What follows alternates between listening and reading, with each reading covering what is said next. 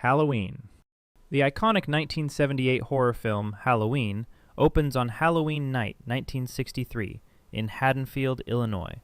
The entire opening shot unfolds from a first-person perspective using handheld camera techniques that give viewers the unsettling experience of seeing through the killer's eyes. After stabbing Judith Myers to death, the figure walks outside where parents arrive home.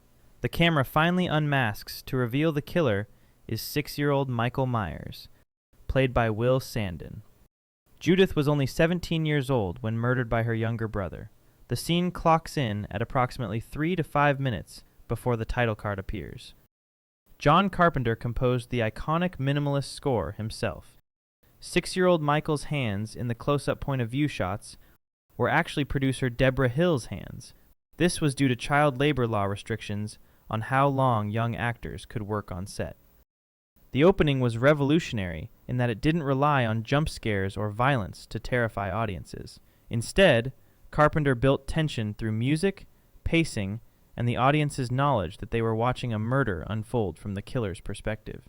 The choice to reveal Michael's face at the end, showing that the killer was just a child, made the horror even more disturbing. It suggested that evil could be born in anyone, at any age. Scream. Drew Barrymore, the biggest name in the cast, appears only in the opening sequence. Barrymore was originally cast as lead Sidney Prescott, but requested to play Casey Becker instead. Her reasoning was to break the trope that high-profile actresses never die in horror films. The opening runs approximately 13 minutes and builds from playful phone flirting to pure terror. In a famous exchange, Casey answers Jason when asked about the Friday the 13th killer, but the correct answer is Mrs. Voorhees. Casey's boyfriend, Steve Orth, is killed first while she watches. Case is stabbed and ultimately hung from a tree in her parents' backyard. Her parents discover her body moments after arriving home. The scene directly homages When a Stranger Calls from 1979. The opening was controversial with producers who feared killing the star immediately would alienate audiences. Wes Craven's decision to kill off the most recognizable face in the opening proved to be one of horror's greatest gambles. By subverting expectations of how slasher films typically work, he created an atmosphere where no character felt safe. The audience couldn't settle into the familiar comfort of knowing the star would survive. This uncertainty carried through the rest of the film, making the stakes feel genuinely unpredictable. Psycho. The film opens in Phoenix, Arizona, establishing Marion Crane as the protagonist. Norman Bates, played by Anthony Perkins, doesn't appear until Marion reaches the Bates Motel. Marion overhears Norman arguing with his mother through her window. This moment plants a seed of suspicion that something is not quite right at the motel, though audiences won't fully understand its significance until much later. What makes the Psycho opening brilliant is that it misdirects the audience entirely. Marion appears to be the protagonist. We sympathize with her situation and her theft. We follow her journey to the Bates Motel. And then, in one of cinema's most shocking moments, she's dead. The shower scene that follows represents the moment when the rules of the thriller change forever. Hitchcock understood that by the time Marion dies, audiences had invested emotionally in her survival. Killing her was a radical act that told viewers this film would not follow conventional narrative patterns. No character was guaranteed safety. The infamous shower scene took 7 days to film and involved over 50 cuts to create the illusion of extreme violence without showing any actual stabbing. Black Christmas. Bob Clark's 1974 Canadian slasher Black Christmas remains one of horror's most influential opening sequences. A point-of-view shot shows an unseen figure climbing a trellis on the side of the house. The killer enters through an unlocked attic window. The first victim, Claire Harrison, is asphyxiated with a plastic bag. Billy's identity is never confirmed, and the film ends with him still in the house. Black Christmas was the first horror film to popularize the urban legend concept of mysterious calls coming from inside the house. This film essentially created the template that countless slashers would follow afterward. The sense of dread comes not from gore or violence, but from the pervasive feeling that danger lurks in plain sight, unseen and unstoppable.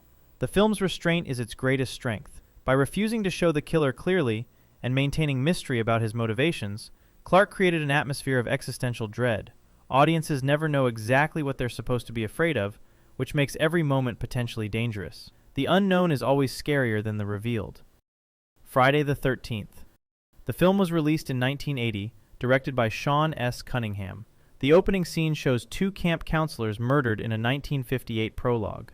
The final reveal shows Mrs. Pamela Voorhees, played by Betsy Palmer, as the murderer.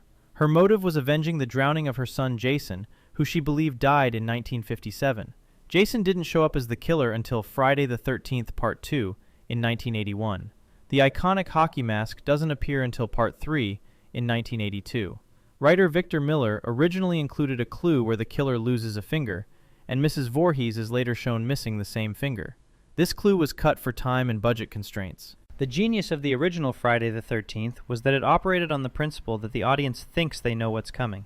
We expect a Jason Voorhees-type killer because that's what horror films have taught us to expect. Instead, we get a middle-aged woman driven to vengeance by grief. The twist works precisely because the film plays with our preconceived notions of what a slasher killer should look like. Terrifier 3. Damien Leone's 2024 holiday slasher Terrifier 3 opens with a 10-minute home invasion sequence so extreme it caused theater walkouts and reports of vomiting. The opening takes place on Christmas Eve with Art the Clown dressed as Santa Claus. Art hacks her brother to death with an axe as he sleeps. The father is killed next, then the mother's arm is severed before her head is split in two. Director Leone intentionally kept the child's death off screen, saying showing it would be completely off-putting. Art does mundane tasks between kills, washing dishes and eating cookies, all set to Christmas music. This juxtaposition of holiday imagery with extreme violence creates a deeply disturbing opening that challenges the viewer's comfort with violence in familiar contexts. The film's opening operates on shock value combined with dark irony.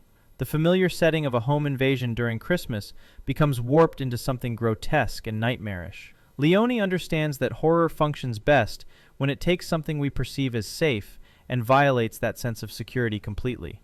By the way, if you're into this type of content, I make videos like this all the time. A subscription would really help me out. When a Stranger Calls. The first 23 minutes of this 1979 thriller are consistently ranked among horror's scariest openings. Carol Kane plays babysitter Jill Johnson, receiving threatening phone calls. The caller repeatedly asks, "Have you checked the children?" The killer, named Kurt Duncan and played by Tony Beckley in his final film role, was upstairs the entire time. The two children Jill was watching had already been murdered. The film had a $1.5 million budget and grossed between $21.4 and $25 million. The first 13 minutes of Wes Craven's Scream paid direct homage to this sequence. When a Stranger Calls proved that you don't need elaborate kills or special effects to create genuine terror. The threat of violence, the unknown caller, and the realization that danger has been in the house all along generates more dread than most gore-soaked sequences. The brilliance of the opening is its simplicity. A girl, a phone, a voice. Gradually, the caller reveals he's in the house, then that he's upstairs, then that he's been watching her. Each revelation escalates the tension until the moment the police inform Jill that the calls are coming from inside the house. It's a perfect example of how psychological horror often surpasses physical violence in terms of impact. Child's Play. The 1988 film Child's Play shows serial killer Charles Lee Ray's dying moments as he transfers his soul into a good guy doll. The film opens with Chicago police chasing Charles Lee Ray, known as the Lakeshore Strangler. Charles is shot by Detective Mike Norris, played by Chris Sarandon, in a toy store. Brad Dourif voices and performs Charles Lee Ray from the beginning. Charles had studied voodoo under John Bishop, whose teachings he perverted for evil. His partner Eddie Caputo abandoned him during the police chase. In his final moments, Charles performs a voodoo ritual that transfers his consciousness into the nearest doll. What makes Child's Play work is that it takes the absurd premise of a possessed doll and commits fully to it. There's no winking at the camera or acknowledging how ridiculous the concept is. The film treats possessed dolls as genuine horror. The genius of the premise is that it violates childhood innocence. Dolls are supposed to be comforting. Children are supposed to be safe. By transferring a serial killer's soul into a child's toy, the film corrupts something fundamentally associated with childhood joy and security. Chucky became one of horror's most iconic villains precisely because he exists in this space where childhood and violence collide. Sinister. Scott Derrickson's 2012 supernatural horror Sinister opens with a kill tape titled Family Hanging Out 11. It shows 4 family members with bags over their heads and nooses around their necks. An unseen figure saws through a tree limb, acting as a counterweight. The sequence was shot on actual Super 8 film for an authentic look. One stuntman was nearly injured when he came out of his harness, and production shut down temporarily. The Lawn Work 86 tape later features the infamous lawnmower jump scare. True crime writer Ellison Oswalt, played by Ethan Hawke, finds these tapes in his attic.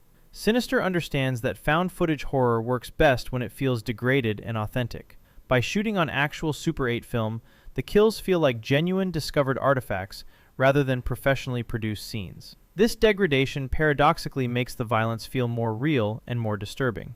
The film uses the conventions of found footage to create distance between the viewer and the violence, but that distance actually makes the horror more effective.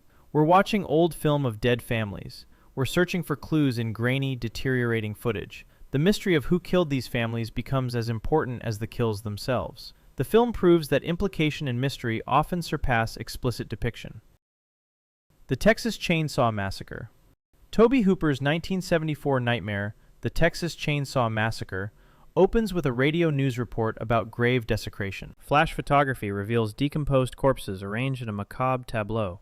Title cards claim the film is based on true events, a marketing strategy that was largely fictional. The hitchhiker scene early in the film serves as the first direct warning when he slashes Franklin's arm. Leatherface appears approximately 40 minutes into the film. The movie was inspired by real serial killer Ed Gein's crimes. The film cost $140,000 to produce. In the first kill, Kirk is murdered with a hammer, and Leatherface immediately appears. Art director Robert Burns collected real animal carcasses for set decoration. The Texas Chainsaw Massacre remains one of horror's most visceral openings precisely because of what it doesn't show. The opening corpse tableau is presented so briefly and with such degraded photography that it registers more as a nightmare image than a clear depiction of gore. This ambiguity is what makes it work. Our brains fill in worse details than what's actually shown on screen. The famous title cards claiming the film is based on true events added an extra layer of psychological manipulation that enhanced the film's urban legend status. You're Next. Adam Wingard's 2011 home invasion slasher, You're Next, opens with couple Talia and Eric having sex. After a shower, Eric finds You're Next written in blood on a window. An attacker wearing a lamb mask kills Eric with a machete. The same masked killers wearing lamb, tiger, and fox masks attack the Davisons. The film was produced for $1 million and grossed $26 million. It premiered at the Toronto International Film Festival in 2011, but didn't receive theatrical release until 2013. You're Next works as both a home invasion thriller and a deconstruction of slasher tropes. The animal masks create a primal, almost ritualistic feeling to the violence. By having the killers be visible and recognizable from the beginning, Wingard eliminates the mystery element present in traditional slashers and instead focuses on strategy and survival. The opening home invasion sets up the film's central conceit. What if the victim fought back with intelligence and preparation? Erin, the final girl, proves to be more resourceful and tactical than the killers, subverting the traditional power dynamic. The film suggests that knowledge and preparation matter as much as physical strength or shock value. It. The 2017 adaptation of Stephen King's novel It begins with young Georgie Denbrough. Georgie, played by Jackson Robert Scott, loses the paper boat his brother Bill made in a rain gutter. Pennywise, played by Bill Skarsgård, appears in the storm drain and offers to return the boat. Pennywise mentions popcorn, cotton candy, hot dogs to entice the child. When Georgie reaches for the boat, Pennywise bites off his arm.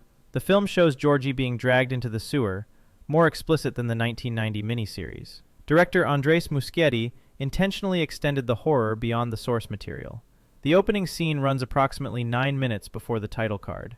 It proves that faithful adaptation of beloved literature doesn't mean replicating every detail exactly.